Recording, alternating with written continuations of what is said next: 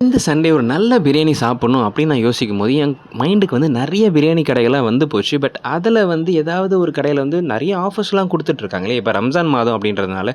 So எந்த கடையில போய் சூஸ் பண்ணலாம் அப்படின்னு சொல்லி பார்த்துட்டு இருக்கும்போது, ஒரு பெஸ்ட்டான கடைக்கு போணும். அதேமாரி ஆஃபரும் நல்லா இருக்கணும் அப்படின்லாம் யோசிச்சுட்டு இருக்கும்போது, என் மைண்டுக்கு வந்தது வந்து சார்மினார் பிரியாணி தான். ஸோ ராயப்பேட்டால இருக்க சார்மினார் பிரியாணிக்கு போலாம் அப்படின்னு சொல்லி முடிவெடுத்தேன். ஏன்னா, இங்க வந்து பார்த்தீங்கன்னா, ரூ. 1400க்கு சிக்கன் பிரியாணி பக்கெட் காம்போ குடுத்துட்ருக்காங்க. ஸோ இதில வந்து பார்த்தீங்கன்னா, உங்களுக்கு 8 பேருக்கான பக்கெட் பிரியாணி குடுப்பாங்க. அந்த 8 முட்டை குடுக்குறாங்க. அதுக்கப்புறமா வந்து ஒரு ஹாஃப் தந்தூரி சிக்கன் குடுக்குறாங்க.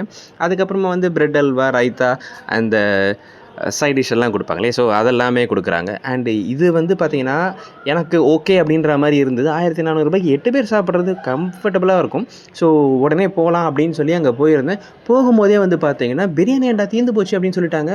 பக்குன்னு இருந்தது. என்னடா இது இன்னைக்கு நம்ம பிரியாணி சாப்பிட முடியுமா? முடியாதா? அப்படின்ற மாரி கொஞ்ச நேரம் வெயிட் பண்ணுங்க அப்படின்னு சொன்னாங்க. ஸோ வெயிட் பண்ணிட்டே இருக்கும்போது ஒரு ஆட்டோல வந்து பார்த்தீங்கன்னா, பெரிய பிரியாணி அண்டா வந்து இறங்குச்சுங்க. அது இறங்கும்போதே வந்து அந்த தெருவையே வந்து கமகமன்னு வாசனை ஆக்கிடுச்சு. ஸோ வெயிட் பண்ணிட்டே இருந்தேன். அவங்க எப்ப அந்த பிரியாணிய எடுத்து ஸ்டாண்ட்ல வச்சு ஓப்பன் பண்ணுவாங்க அப்படின்னு சொல்லிட்டு, நான் நெனச்சு பார்த்துட்டு இருக்க மாரியே வந்து உடனே அந்த பிரியாணி வந்து ஸ்டாண்ட்ல எடுத்து வச்சு பேக் பண்ண ஆரம்பிச்சாங்க. முதல் பக்கெட்ல எடுத்துட்டு போயிட்டு நான் நிறுத்திட்டேன். ஸோ எனக்கு முதல்ல போட்டு குடுங்க. ரொம்ப நேரமா வெயிட் பண்றேன்னு சொல்லிட்டு, அவங்க அள்ளி அள்ளி அந்த பிரியாணிய போட்டு நிரப்பி குடுக்கும்போது தான், அப்பா! அங்க பார்க்கும்போதே வந்து செம திருப்தியா இருந்ததுங்க. ஸோ அப்படியே அந்த பிரியாணி பக்கெட்ட வந்து வீட்டுக்கு வாங்கிட்டு வந்தேன். வாங்கி ஓப்பன் பண்ணோனே செம டேஸ்ட்டு, செம ஸ்மெல்லு.